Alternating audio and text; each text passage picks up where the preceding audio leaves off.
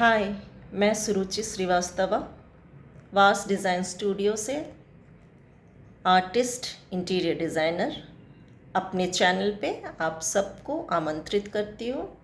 और इस चैनल पे आपको आर्ट, पेंटिंग से रिलेटेड और इंटीरियर से रिलेटेड जो अब तक की मेरी जानकारी है और जो मेरे अनुभव है वो आपके साथ शेयर करना चाहूँगी, ताकि अगर आपकी भी इच्छा इंटीरियर करने की या फिर पेंटिंग करने की, कैनवस पेंटिंग करने की हो, अपने घर को सजाने की हो, आपके अंदर भी चाहत हो कि आप भी एक प्रोफेशनल आर्टिस्ट बन सके, एक प्रोफेशनल इंटीरियर डिज़ाइनर बन सके, या फिर अब कोई घरेलू महिला भी है और आपको इच्छा होती है, आपने कोई घर खरीदा है तो आपका घर कैसा सुंदर होना चाहिए, कौन सी चीज़ कहाँ पे होनी चाहिए, कैसे उसको प्लान करना है, कैसे इनिशिएट करना है, इन सब पे हम आपके साथ बातें करेंगे।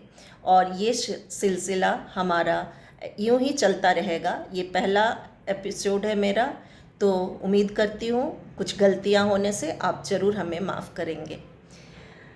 तो मैं शुरू करती हूँ आज। सबसे पहले अपने कुछ पेंटिंग्स से। मैं आर्टिस्ट हूँ, बचपन से आर्टिस्ट हूँ और आर्ट मेरा पैशन रहा है, और उसी पैशन के कारण मैं इंटीरियर करती हूँ। और मेरे इंटीरियर करने में इन पेंटिंग्स का मैं बखूबी इस्तेमाल कर सकती हूँ। पेंटिंग बेसिकली जो मेरी होती है वो एब्स्ट्रैक्ट होती है। मैं पोर्ट्रेट्स में काम करती हूँ और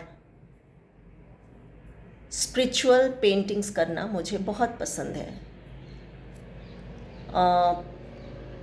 जो भी पेंटिंग्स मैं बनाती हूँ वो बेसिकली आध्यात्म को ध्यान में रख के बनाती हूँ। कभी कभी मैं अपने थॉट्स से जो पेंटिंग्स बनाती हूँ वो थॉट्स मैं बहुत ज़्यादा उसके अंदर चली जाती हूँ और फिर अपने थॉट्स को कैनवस के ऊपर उतारती हूँ। मेरे पीछे भी जो आप पेंटिंग लगी देख रहे हैं, इसमें मैंने दिख रहा होगा आपको।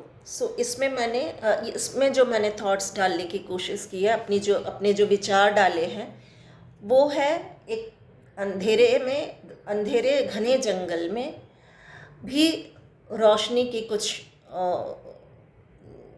उम्मीद हमें दिखाई देती है, और वो उम्मीद जुगनू की तरह हमारी ज़िंदगी में चमक कर आती है। उसको मैंने यहाँ पे दिखाने की कोशिश की है। आज मैं बेसिकली आपको ये बताना चाहूँगी कि अगर आपने घर खरीदा है या आपका कोई पुराना भी स्पेस है और आप उसमें इंटीरियर करना चाहते हो, तो उसको किस तरह से प्लान करेंगे और कोई भी आपकी खूबसूरत पेंटिंग उसमें कैसे लगाएंगे। मैं शुरुआत करती हूँ अपने मेन दरवाजे से।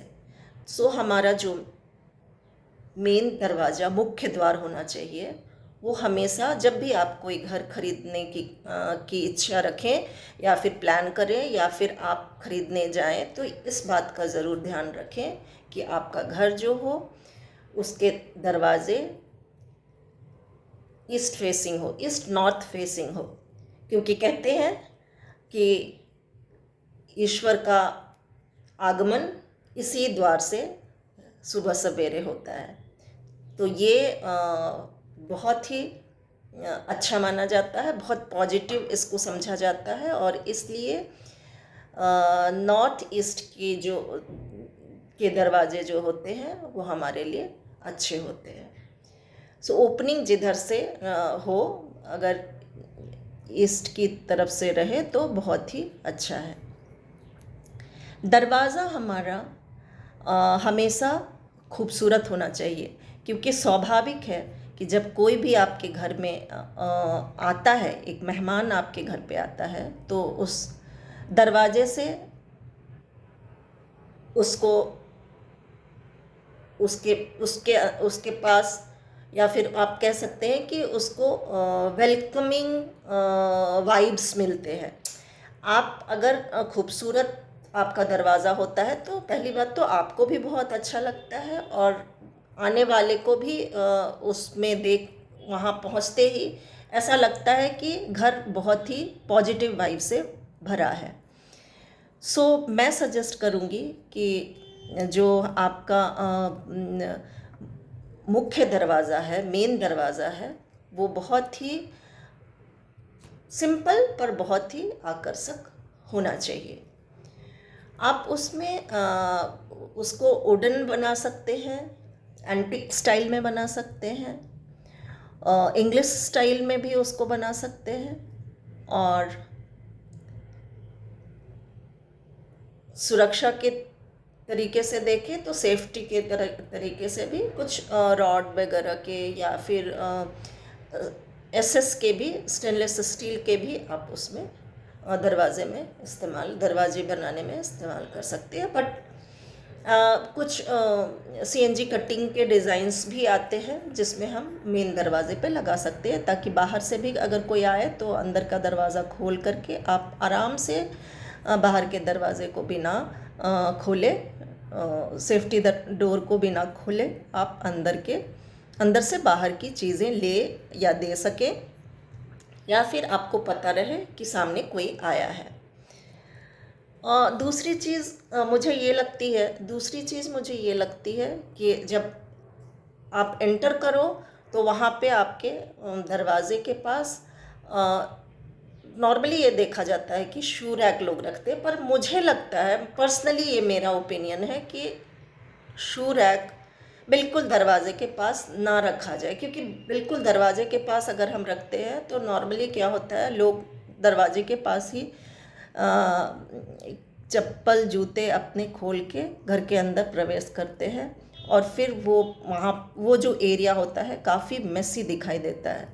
तो अगर आपके पास जगह हो तो कुछ ऐसी जगह बनाएं जहाँ पे आप ख़ास तौर पे अपने शूज़, अपने डेली यूज़ के स्लीपर्स वगैरह रख सकें, और फिर वो एरिया भी इस तरह से डेकोरेट करें ताकि वो ख़राब दिखाई ना दे, और वहाँ से भी एक पॉजिटिव वाइब्स निकल कर आपके घर में प्रवेश करे। वहाँ पे अगर आप चाहो तो बड़ी मिरर भी लगा सकते हो दीवार पे, और वो बड़ी मिरर आपके लिए बहुत ही एक्चुअली मिरर लगाने का कंसेप्ट हमारे साथ एक ये भी है कि मिरर अगर हम लगाते हैं तो वो स्पेस जो होता है वो थोड़ा बड़ा दिखाई देने लगता है। तो बेसिकली हम देखते हैं कि जो अपार्टमेंट्स होते हैं उसमें बड़े मिरर्स, जो अपार्टमेंट्स होते हैं वहाँ पे जो वो एंट्रेंस वाला एरिया होता है वो काफ़ी नैरो होता है, और वो स्पेस को अगर बढ़ाना है तो हम वहाँ पे मिरर से डेकोरेट करके उसको ब्यूटीफुल बना सकते हैं। अगर आप आर्टिस्ट हो, या फिर आप आर्टिस्ट नहीं भी हो, और आपको लगता है कि वो एरिया पॉजिटिव वाइब्स के साथ दिखाई देनी चाहिए, तो आप वहाँ पे अच्छी खूबसूरत पेंटिंग भी लगा सकते हैं। बाज़ार में भी बहुत सारी पेंटिंग्स उपलब्ध हैं। आप चाहें तो अपने घर की जो इंटीरियर की थीम है वहाँ उस थीम को रिलेट करके जो कलर पैलेट है आपके इंटीरियर का, उसको ध्यान में रख के, आपके चॉइस को ध्यान में रख के, और बाकी के जो आपके इंटीरियर का के चीज़ें हैं, इंटीरियर से रिलेटेड जो ब्यूटिफिकेशन के लिए जो आपने चीज़ें रखी हुई हैं, उन सब को रिलेट करते हुए आप वहाँ पे एक बड़ी पेंटिंग भी लगा सकते हैं। कुछ इस तरह की भी पेंटिंग आप लगा सकते हैं, एब्स्ट्रैक्ट लगा सकते हैं, अच्छी लगेगी। अदरवाइज़ बहुत लोगों को मैंने देखा है कि उन लोगों को बुद्धा की पेंटिंग लगानी भी अच्छी लगती है। तो ये आपकी अपनी पर्सनल चॉइस पे डिपेंड करता है, आप वहाँ पे क्या लगाना चाहेंगे। तो ये आज हो गई हमारी। वहाँ पे कुछ छोटे छोटे शो पीसेस भी आप रख सकते हो, कुछ लाइटिंग अरेंजमेंट कर सकते हो, फ्लावर वास रख सकते हो। अगर आपके अंदर आपके वहाँ पे इंटीरियर में वहाँ पे जगह कम है और लाइट कम आती है, तो आप नेचुरल प्लांट्स नहीं लगा सकते। कुछ नेचुरल प्लांट्स आप डाल भी सकते हो, बट बेसिकली वो उसको मेंटेन करना पड़ता है। अगर आपको मेंटेनेंस की प्रॉब्लम है तो वहाँ पे कुछ आर्टिफिशियल फ्लावर्स भी लगा सकते हैं, और वो आर्टिफिशियल फ्लावर्स लगाने के कारण आपके जो घर का एंट्रेंस पॉइंट है वो बहुत ही खूबसूरत हो जाता है। और अंदर आते ही एक लोगों में एक अंदर पॉजिटिव वाइब्स सी दिखाई देती है। उनको लगता है कि हम बहुत अच्छी जगह में, बहुत खूबसूरत जगह में आए हैं, और ये आपके घर का माहौल बढ़िया बनाता है। तो आज के लिए सिर्फ इतना ही। आज मैं आपको सिर्फ एंट्रेंस के बारे में बताया। नेक्स्ट एपिसोड में मैं एंट्रेंस से आगे बढ़ूंगी। लिविंग रूम का टीवी यूनिट, सोफ़ा कहाँ पे रखें, सोफ़ा के बगल में क्या रखें, और वहाँ के वॉल को आप किस किस तरह से डेकोरेट कर सकते हैं, इन सब पे हम अगले में बात कर अगले चैनल पे बात करेंगे।